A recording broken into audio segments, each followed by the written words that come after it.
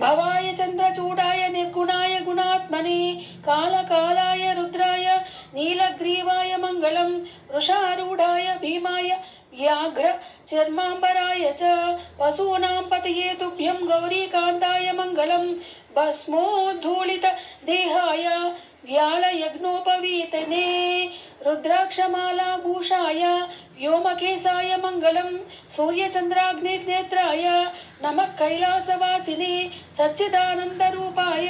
परमदेशाय मङ्गलं मृत्युञ्जयाय साम्बाय सृष्टिस्थित्यन्तकारिणे त्र्यम्बकाय शान्ताय